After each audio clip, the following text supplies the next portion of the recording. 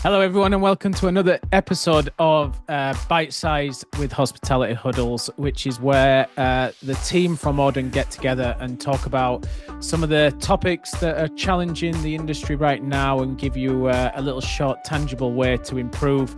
And if you guys want any of topics discussed, podcast at audenhospitality.com. Send us a little email. We'll find the right people for the job and jump on.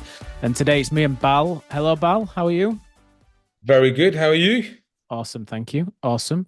And we are going to talk about the equipment that you should be buying to help your operation. This is your bag all over. So, should we dive straight in and give some little tangible ways to help?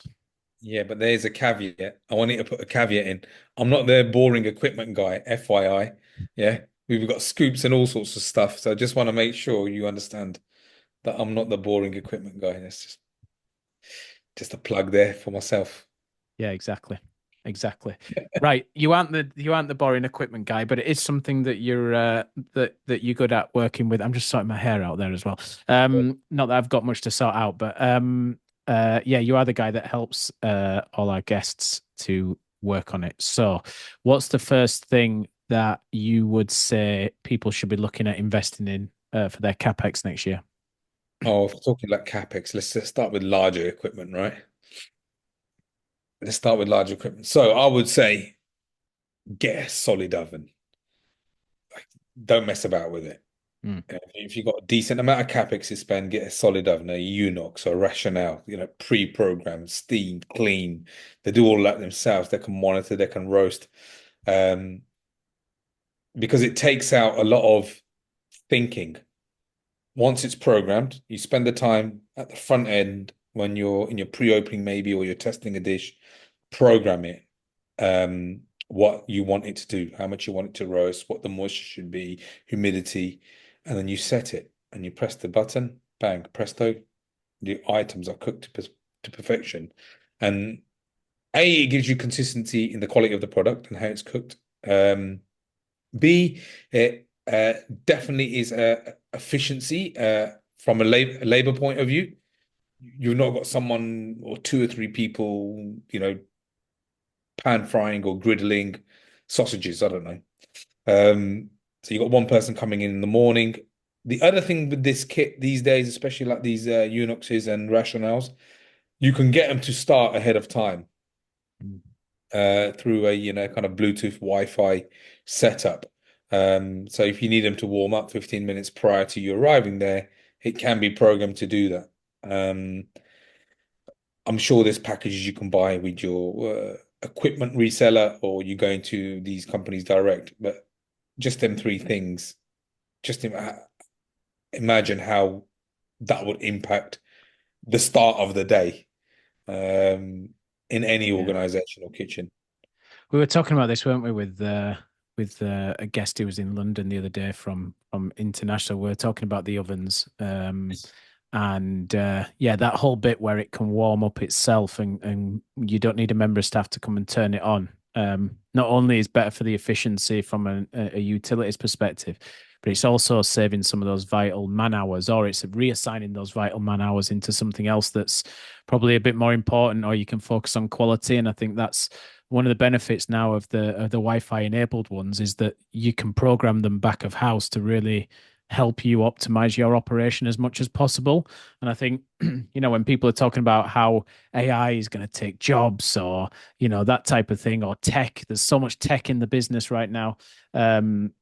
I think this is one of the ones that is completely designed to help the operator instead of create more process or more framework or anything like that. So I think the oven's a great one, and again, some of these the rationales, the Unoxes and stuff like that, ventless as well, which means Yeah. you aren't having to stick them under a hood, which can reduce capex size in terms of like the amount of exhaust and extraction that you need as well. So again, huge efficiency there on draw on electricity and stuff like that. And when we were looking at the social hub kitchens, actually, that was one of the big factors is that we could reduce the amount of power that we needed into the kitchens because we were working on how we could blend ventless with stuff that had to sit under the extraction from it as well. So I think there's some great ones there. And then the pre-programmed buttons just a no-brainer, isn't it?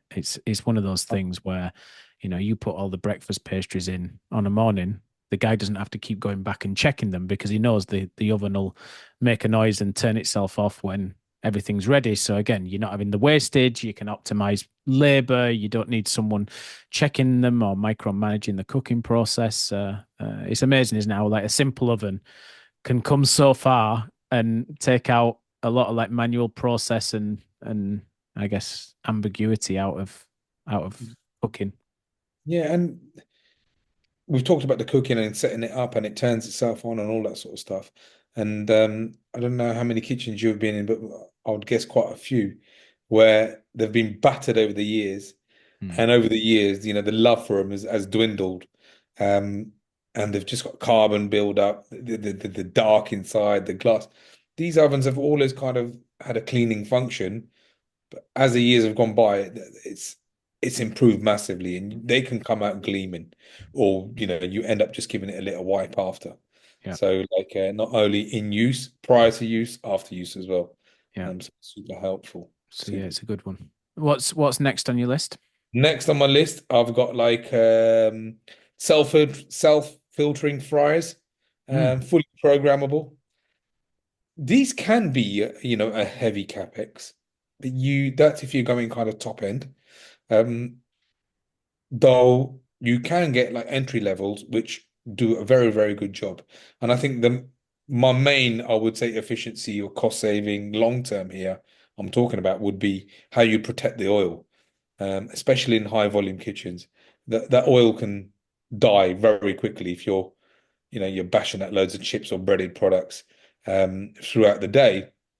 But with a self-filtering one, you can set them to filter a couple of times throughout the shift. Um, and they're easy to do. Someone's not wheeling something in and like dropping it manually and then filling it up with a jug. From a safety point of view, they're good. From an efficiency point of view, they're good. And they tend to be efficient um, as a unit as well. The recovery time tends to be better. The equipment to sense the temperature to make sure that recovery time is good is high tech. So oil, mate, is a massive use, Mm. and people who can't filter them vats properly, Mm. you're going to get a little black specks on your chips, Yeah, and they're going to be darker than they should be. yeah. So that One is of a the massive. things, one of the things I learned when we opened Red Farm with the China Grill Management guys, we were doing the kitchen design, and those guys were getting really anal about the fryer temperature, and we spec'd X amount of fryers out with the kitchen supplier, and they got us to do a test which I'd never seen before, but actually I've used since on fryers when fryers have been specced by vendors, and that's the fries test, where you stick a kilogram of fries in, see how quickly it fries, and that tells you how hot it gets and how efficient it's going to be. And it's all about kind of speed, obviously. But the other thing on there is the longer it's trying to fry things, the more it's pulling on utilities. So again, one of the questions I'd be saying to people on fryers is, you're right, the self-filtering things are great. The ones where you push buttons and it drops automatically and comes up like you see in the quick service stuff, again, taking out that human micromanagement, the inconsistency of whether things are cooked properly, cooked too often, that type of thing. Is really look at, like, ask people what the chip test comes in at and how well it performs under a kilo of chips. It's French fries, isn't it? It's a French fries test, yeah. Because again, when you're looking at utilities and marginal gains on those costs and profit lines, the amount of things that you stick through your fryer can have a massive impact as well. So I think fryer is another good one to pick out in terms of some questions that people might not be used to talking about with their vendors. So yeah, self-filtering is a key one. I think the push button ones are really key as well from that, especially if you're in high volume operations. And then how does it perform under a kilo of French fries is another one. So I think there's three good questions to ask on fryers there. Yeah, and to go with the fryer, get yourself a Testo. an oil tester, massive investment, can say, end up saving yourself loads of money. Though even simpler thing, get a skimmer. Make sure it's Mm, always there. Make sure, like it's not, and you're constantly skimming. mm. We used to in McDonald's, we used to have a simple formula. It's called Hawks, HAWCS. Heat, water, uh, heat, air, water, carbon, salt. They're Mm. the killers of oil. Doesn't leave you. So that's my geeky Mackey's bit for you No, today. that's what's good. Um, Okay, so we've got ovens, we've got fryers. What else would you stick in there that can help people? oh, my favorite, mate. My favorite, the portioner, the good, Yeah. humble portion scoop. Um, not a technical marvel, but a simplicity marvel, I would say. And scoops, varying ones where you kind of squeeze with your hand, ones are just manual scoops, all colored, color coded, to help with certain weights. So the color would reference a weight or fluid ounces or whatever you want. And they're good for quick product builds Mm. or massive portions if you're portioning loads of little pots with sauce or butter or whatever it may be. And then on heavy lines, a salad line, a pizza line, and they'll come in a scoop, in ladles, in strainers. If you've got like something in a brine, an ingredient that needs to go on a burger, a pizza, a sandwich, in a salad, um, portioners, they will save you efficiency. They will save you in highly skilled labor. So you wouldn't have to need a fully qualified chef, um, you know, on a section. Um, and from a cost point of view, them times you're kind of sifting through your deviation sheet, that boring Monday or Tuesday task, whenever it is you do it, saying, "Oh, where's my variances? I don't know. Oh, the recipes are right." Nah, just use this. It will save you a load of time. As well as the portioners, you get the squeezy sauce bottles. People just use the squeezy ones, but you get what you call a portion pail. They have a ring on it, different colors, and that will dispense the right amount. And a single spout, a triple spout, however you want it to kind of distribute on the product you're putting the sauce on. And they Mm. sit upright, so the handle's there, and you can get holders for them as well. So they look Yeah. aesthetically pleasing, easy to use. Again, no thinking. Mm. Blue portion, bang, done. That's the Same. key, isn't it?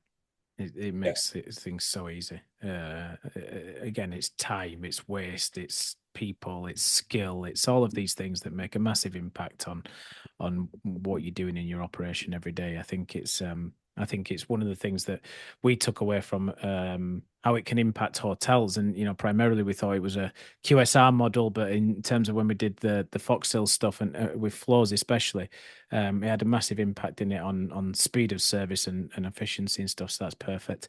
And then I guess we'll do one more. So we've got the ovens, we've got the fryers. They're both capex, which is good. We've got the portioners, which would be really easy to implement into a business fairly quickly. The other one that I want to touch on for people is the AI food waste readers. And the most common one on the market now is Winnow, that I've seen. And when I was in San Antonio the other week, they were exhibiting and spent a bit of time with them doing it as well. But we also had one when we worked with the social hub on the kitchen and breakfast project as well. And I think this is another one which, in terms of investment, I think it's around 6-7 grand a year, something like that. It's a bin that sits where your main pot washes, main waste bins are. It's got an AI reader that goes over the top and it records what goes in the bin. It doesn't necessarily take what comes back from guests if it's bits and pieces, but if it's like if you can if you can tell what that might be. So, for example, if you did a steak and you put a half cut tomato on there and the half cut tomato keeps coming back again and again, it'd be able to read that. But if it was, half a skin or something like that, it wouldn't read it. So it wouldn't go in that much detail. But where it's efficient and where you can really get some impact on your bottom line is, if you're trimming meat, it's going to tell you whether you're over yielding or whether, there's too much going in the bin. if you're cleaning out your fridges every week and the same thing keeps going in the bin because it's been over ordered, it's going to tell you as well. And there's all those type of bits that can help food waste. But it's funny, I was talking to the Winnow guy and I actually said, I think you're missing a trick in terms of your sales pitch. And I think they've got a lot of opportunity in looking at buffets and what's coming back off buffets that people aren't eating. And I was having a conversation with a CEO of a hotel group in Europe the other day about this exact thing, saying where I think there's a lot of value is you put 20 things out on a buffet and 5 things never get eaten. As operators, we don't particularly know other than human intuition of I keep Yeah. seeing that come back. But the exec chef who creates the breakfast buffet is never usually at the bin when the breakfast buffet is being cleared out to understand that those 5 items keep going in the bin.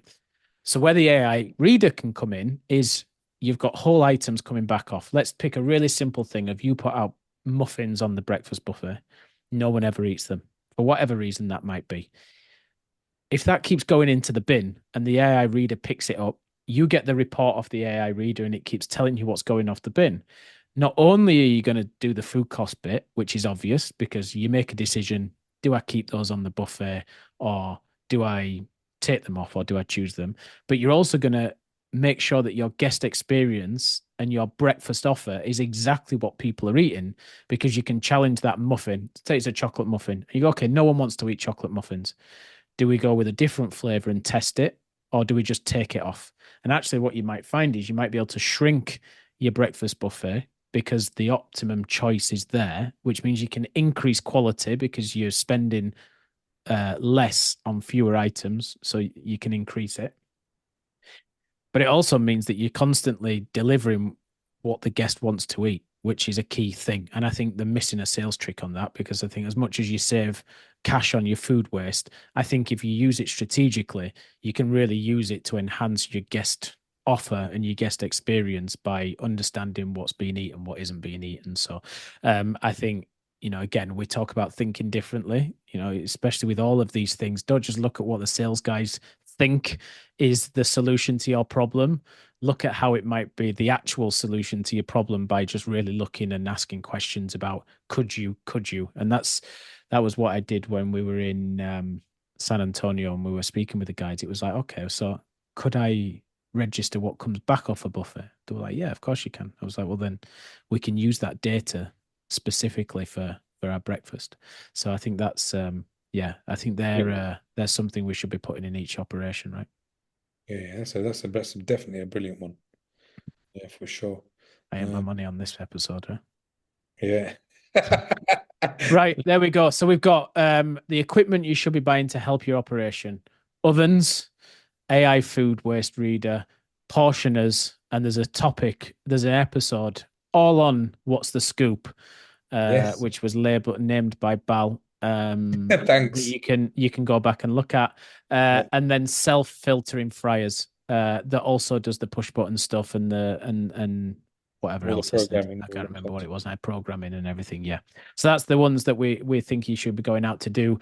So this is another episode of Bite Size by Auden. There's lots of other episodes that you can go and check out as we just talked about. They're all on YouTube. At Auden Hospitality is our handle. They're also on Hospitality Huddles, comes out every Friday. And if you have a topic you want us to talk about, then email us podcast@audenhospitality.com or just put a comment in one of the episode comment feeds on whatever platform you're watching on.